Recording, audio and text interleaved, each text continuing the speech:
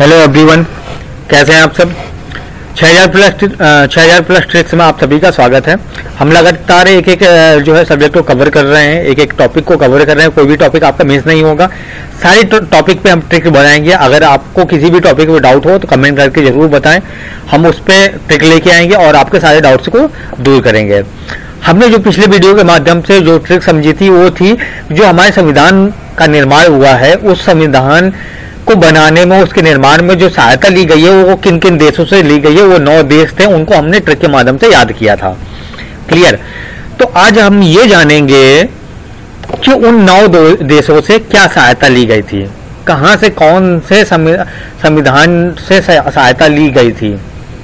वो मूल कर्तव्य हो, चाहे संविधान संशोधन की बात हो, किस देश से क्या लिया गया था, तो उसको हम याद रखेंगे ट्रिक के माध्यम से। मैं आपको एक स्टोरी सुनाता हूँ। स्टोरी बहुत ध्यान से सुनिएगा, लास्ट तक पूरा वीडियो देखिएगा, बहुत अच्छे से आपको समझाऊंगा। एक एक चीज आपको क्लियर हो जाएगी, कभी नहीं भूलेगी। क्या हुआ था, हमारे पास सभा करने की आजादी है, हम कहीं भी सभा कर सकते हैं, संवैधानिक तरीके से कहीं भी सभा कर सकते हैं, उसकी हमारे पास स्वतंत्रता है।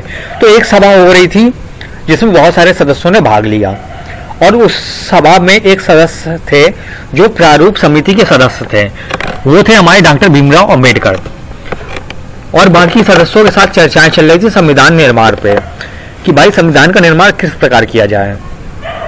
तो एक भाई साहब ने बोला कि देखिए ऐसा है कि पूरे देश में हमारा कब्जा रहा है, पूरे देश में हमारा कब्जा रहा है, हमारा साम्राज्य रहा है, इसलिए संसद का निर्माण हम ही करेंगे। ये बात तय रही।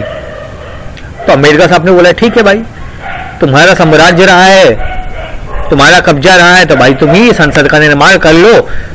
तो यहाँ पे हमारे भारत पे किसका साम्राज्य रहा है, किसका कब्जा रहा है, ब्रिटिश का। तो ब्रिटिश से बना क्या, ब्रिटेन। यानी जो संसदीय प्रणाली है, विधि निर्माण है, एकल नागरिकता है, वो कहां से लिया गया है, ब्रिटेन से लिया गया है। यहाँ भाई साहब की बात खत्म होती है, तब तक अगले भाई साहब बोलते हैं कि यार नहीं, मेरे पास संयुक्त राष्ट्र संघ है, इसलिए लोगों को न्याय और स्वतंत्रता दिलाना मेरा अधिकार है।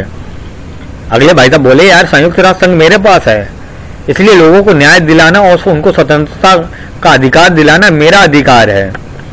तो संयुक्त राष्ट्र संघ किसके पास है, अमेरिका के पास है। तो इसलिए अमेरिका से क्या लिया गया, न्यायिक स्वतंत्रता का अधिकार और मौलिक अधिकार। न्यायिक स्वतंत्रता का अधिकार और मौलिक अधिकार कहां से लिया गया, अमेरिका से लिया गया। तब तक अगले भाई साहब बोल उठते हैं यार तुम लोग हमें विश्व युद्ध में हराए हो, बस भी करो, तुम लोगों ने मुझे विश्व युद्ध में हरा दिया था, इसलिए ये अधिकार तो मुझे दे दो कि आपातकाल की घोषणा मैं ही करूंगा, आपातकाल की घोषणा मैं ही करूंगा। तो विश्व युद्ध में कौन हारा था, जर्मनी हारा था, इसलिए आपातकाल का सिद्धांत कहां से लिया गया, जर्मनी से लिया गया। क्लियर।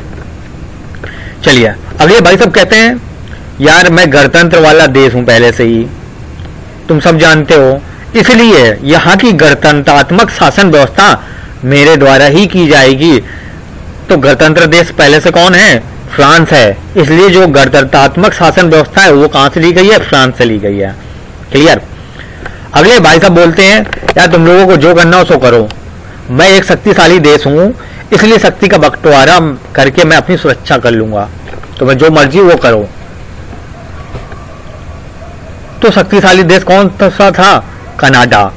तो कनाडा से क्या लिया गया है, राज्यों में शक्ति का विभाजन। राज्यों में शक्ति का विभाजन कहां से लिया गया है, कनाडा से लिया गया है। क्लियर। अब अगले भाई साहब बोलते हैं अरे यार तुम लोगों की नीति निर्देश मुझे समझ में नहीं आ रहे। कोई कहता विश्व युद्ध में हाराए हो, कोई कहता संयुक्त राष्ट्र संघ मेरे पास है, कोई कहता यार मेरा साम्राज्य था। क्या बातें कर रहे हो, तुम लोगों के नीति निर्देश मेरे समझ में नहीं आ रहे हैं। तो भैया नीति निर्देश तत्व कहां से लिया गया है, आयरलैंड से लिया गया है। क्लियर। अगले भाई साहब कहते हैं यार मैं विश्व कप में हमेशा पहले पोजीशन पे आता हूं, जब भी क्रिकेट का विश्व कप होता है हमेशा मेरी पोजीशन फर्स्ट नंबर पे होती है। तो कौन सा देश है वो है ऑस्ट्रेलिया, जो विश्व कप क्रिकेट में नंबर 1 सूची पे रहा है। सूची हालांकि बदलती रहती है, लेकिन वो नंबर 1 पे ही रहा है।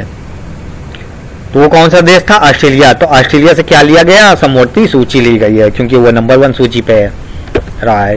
क्लियर? तब तक अगले भाई साहब उठते हैं, यार क्रिकेट की बात कर रहे हो और मैं तो बहुत अच्छा खेलता हूँ, लेकिन आज तक सेमीफाइनल तक नहीं पहुंच पाया। तो मुझे लगता है कि मुझे अपने खेल में कुछ संशोधन करने की आवश्यकता है। तो सेमीफाइनल तक कौन नहीं पहुंच पाया? साउथ अफ्रीका नहीं पहुंच पाया। तो संशोधन करने की आवश्यकता किसको है? साउथ अफ्रीका को है, दक्षिण अफ्रीका को है। तो जो संशोधन, संविधान संशोधन की प्रक्रिया है, वो कहां से ली गई है? साउथ अफ्रीका, दक्षिण अफ्रीका से लिया गया है। क्लियर?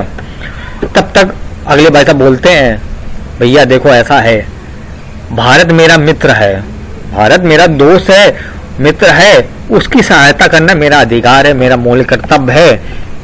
तो भारत का जो मित्र है वो कौन है? वो रूस है। इसलिए जो मूल कर्तव्य हैं वो कहां से लिए गए हैं? वो रूस से लिए गए हैं।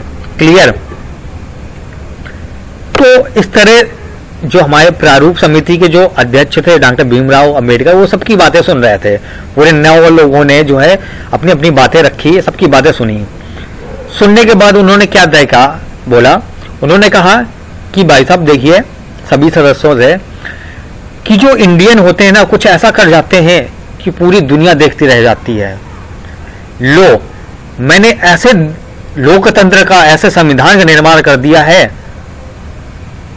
कि इससे बड़ा लोकतंत्र का संविधान किसी देश का नहीं होगा। इतना बड़ा संविधान किसी देश का नहीं होगा।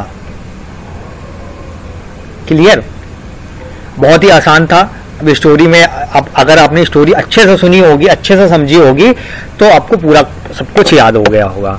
अगर वीडियो आपको पसंद आया हो तो लाइक शेयर कमेंट जरूर कर दें। हमारे फेसबुक ग्रुप, व्हाट्सएप ग्रुप और फेसबुक पेज से जुड़ने के लिए वीडियो के डिस्क्रिप्शन में दिए गए लिंक का प्रयोग करें। Thank you.